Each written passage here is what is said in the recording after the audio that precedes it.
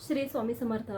तर मैत्रिणींनो, तुम्हाला जर कोणत्या अडचणी असतील, आर्थिक अडचणी असतील किंवा कुठलीही संकट असतील तुमच्यावरती, किंवा शिक्षणाचे प्रॉब्लेम असतील, मुलांचे नोकरीच्या समस्या असतील, कुठल्याही अडचणी असतील, तर हा व्हिडिओ शेवटपर्यंत नक्की बघा. तर त्याचं सोल्युशन आहे, त्यामुळे हा व्हिडिओ अजिबात स्किप करू नका.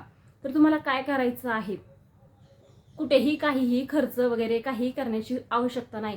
तुम्हाला फक्त स्वामी सेवा करायची आहे. तर स्वामी सेवा कशी करायची, तर ह्या व्हिडिओमध्ये मी तुम्हाला सांगणार आहे. बरेच मार्ग आहेत स्वामी सेवा करण्याचे, त्यातलाच एक मार्ग म्हणजे साधा सोपा आहे, तो मी तुम्हाला आज सांगणार आहे.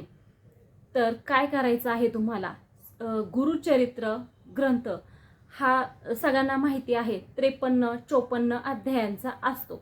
आता 53-54 म्हणजे नेमकं काय, तर प्रत्येक अध्यायामध्ये काही अध्याय 54 अध्यायांचे असतात. ग्रंथ जे असतात ते काही 53 अध्यायांचे असतात, तर काही 54 अध्यायांचे ग्रंथ असतात. तर हा एवढाच फरक आहे, बाकी काही नाही, सेम सगळं सारखंच आहे त्याच्यामध्ये. तर तो ग्रंथ तुम्हाला विकत घ्यायचा आहे. आणि जर तो ग्रंथ तुम्हाला विकत नसेल घ्यायचा, तर एक छोटंसं पुस्तक मिळतं, गुरुचरित्र ग्रंथामधला 14वा अध्याय तुम्हाला मी दाखवते. तर इथे बघू शकता तुम्ही, गुरुचरित्र ग्रंथातील 14वा अध्यायचं हे छोटंसं पुस्तक आहे, आणि ह्याला पुस्तकच म्हणतात. परत मला कमेंट येतील की ह्याला पुस्तक बोलल्या, तर मोठा ग्रंथ असतो त्याला ग्रंथ म्हणतात, आणि ह्याला छोटा आहे एकच अध्यायाचा आहे, त्यामुळे ह्याला पुस्तक म्हणतात. तर ह्याच्यामध्ये फक्त 4-5 पानं असते, 3 किंवा 4-5 पानं आहेत मला वाटतं. आता मी बरेच दिवस, आता हे मी वाचत नाही, माझं दुसरं वाचन आहे, त्यामुळे माझ्या लक्षात नाही. काही संस्कृत आहे तर काही मराठी आहे. हे वाचायला फक्त 5 मिनिटं लागतात, आणि एकदा सवय झाली तर 2च मिनिटात वाचून होईल, एवढं सोपं आहे. आणि काय करायचंय, ह्या अध्यायातलं हा जो अध्याय आहे हा तुम्हाला सकाळी किंवा संध्याकाळी जेव्हा आपण देवासमोर दिवा लावतो तेव्हा तुम्हाला ह्याचं वाचन करायचं आहे. तर खूप प्रभावी आहे हा अध्याय. सगळ्यांनी ऐकला असेल की जीवनाचं सोनं होतं, तुमची जी काही इच्छा असेल ती नक्की पूर्ण होते. फक्त हा अध्याय तुम्हाला वाचन करायचं आहे. ह्या अध्यायाचं फक्त ते मनापासून करा, आणि जेव्हा सुरुवात करणार असाल तर वार गुरुवार निवडा आणि संकल्प सोडा. बघा, नक्की तुमची इच्छा पूर्ण होईल. खूप सोपी सेवा आहे आणि खूपच प्रभावी सेवा आहे. याच्याबरोबर एक 18वा अध्याय पण येतो, तर त्याचं सुद्धा ह्याच्यासोबत पठण केलं तरी पण चालतं. पण मी सांगेल की हा अध्याय खरंच खूप छान आहे. जे 53-54 अध्यायांपैकी आहे तो हा अमृता समान अध्याय आहे. तसे तर सगळे अध्याय ग्रंथामधले चांगलेच आहेत, अमृता समान आहेत, पण हा अध्याय खूप प्रभावी आहे, 14वा अध्याय.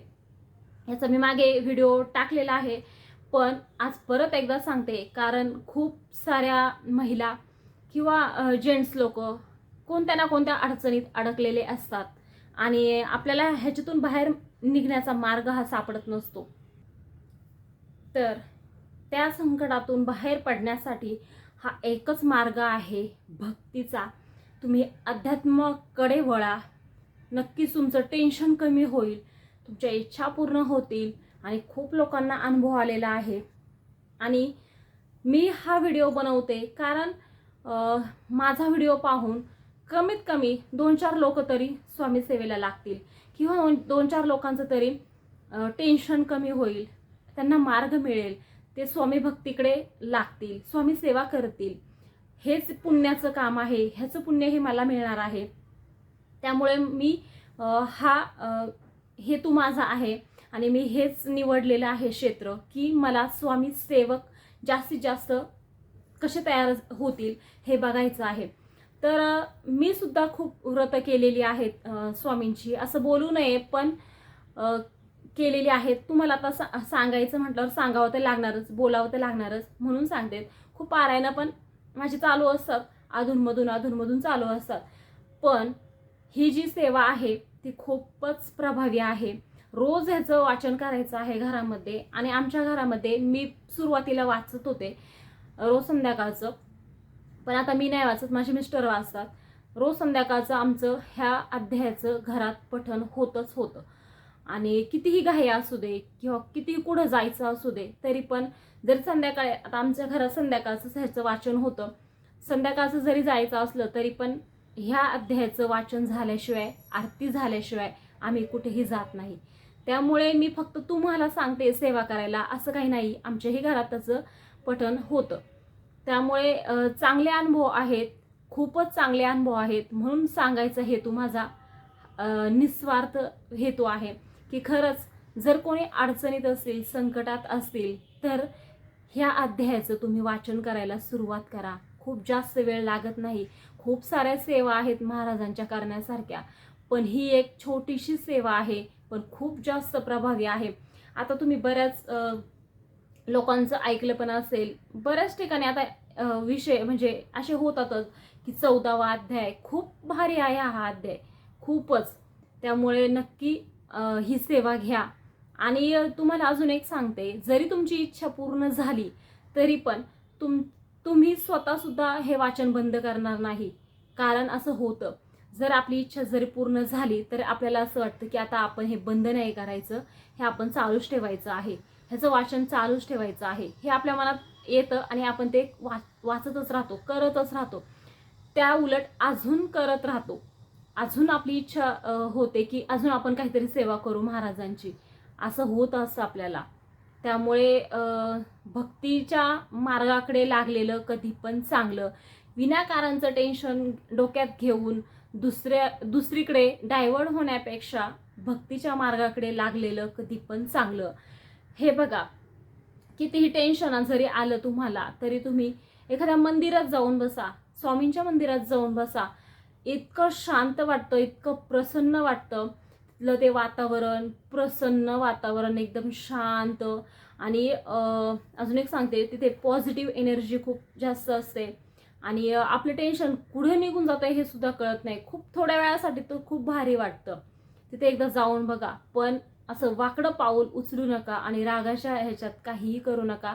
खूप गोष्टी अशा ऐकायला येतात की टेन्शनमुळे असं तसं, आता हे काय बोलू नये, पण असल्या मार्गाला जाण्यापेक्षा तुम्ही अध्यात्माचा मार्ग निवडा, एवढंच सांगेल. आणि खूप जर टेन्शन आलं तर खरंच मंदिरात जाऊन बसा. जवळ जर स्वामींचं मंदिर नसेल, कुठल्याही मंदिरात जा. आता गावात म्हटलं, प्रत्येक गावागावांमध्ये प्रत्येक देवांची मंदिरं असतात, तिथे जाऊन बसा, नक्की टेन्शन दूर होईल.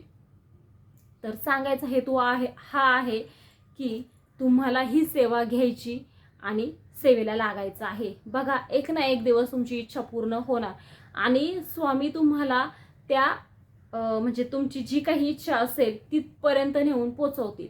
म्हणजे तुम्हाला चांगला योग्य जो मार्ग आहे ते स्वामी दाखवत असतात. कितीही अडचणी असू द्यात. मी असं म्हणत नाही की लगेच त्यातून दूर होणार तुम्ही किंवा असं, पण माझ्या अनुभवावरून सांगते की स्वामी आपल्याला योग्य दिशा दाखवतातच, खरंच दाखवतात. स्वामी आपल्याला योग्य दिशापर्यंत पोहोचवतात. तिथून पुढे आपल्याला जे करायचं ते. आणि काही काही लोक म्हणतात, मी एवढी सेवा केली, मी तेवढी सेवा केली, मी एवढी पारायण केली, पण माझी इच्छा पूर्ण नाही झाली. असं म्हणू नका. स्वामी जेव्हा द्यायचे तेव्हा ते देतच असतात. तुमची सेवा कधीच वायाला जाऊ देत नाहीत. ते व्याजात सकट तुम्हाला देत असतात. त्यामुळे विश्वास ठेवा आणि संयम ठेवा. स्वामी देतातच, नक्की देतात. फक्त ती सेवा तुमची किती अंतःकरणापासून आहे हे पहिलं महत्त्वाचं आहे. फक्त वाचायचं म्हणून वाचायचं आणि स्वामी सेवा करायची म्हणून करायची, ह्याला काडीचाही उपयोग नसतो. कारण जे करायचे ते फक्त अंतःकरणापासून करा आणि परमेश्वराला अंतःकरणापासून हाक मारा. परमेश्वर तुमच्या दारात नक्कीच उभा राहतो. अनुभव घ्या. जर तुम्हाला कुठलीही सेवा तुम्ही जर करायला सुरुवात केली तर ती सेवा चालू असताना छोटे छोटे अनुभव सुद्धा आपल्याला ओळखता आले पाहिजे. आपल्यासोबत काही ना काही घडत असतं, जे पॉझिटिव्ह घडत असतं ते स्वामीच देत असतात, हे सुद्धा आपल्याला लक्षात आलं पाहिजे की हे आता चांगलं झाले, हे माझ्या स्वामींमुळेच झाले, हे सुद्धा आपण व्यक्त केलं पाहिजे. स्वामींचे आभार मानले पाहिजे. त्यामुळे जी काही करता येईल ती स्वामी सेवा करा. माहिती आवडली असेल तर चॅनलला सबस्क्राईब नक्की करा. धन्यवाद.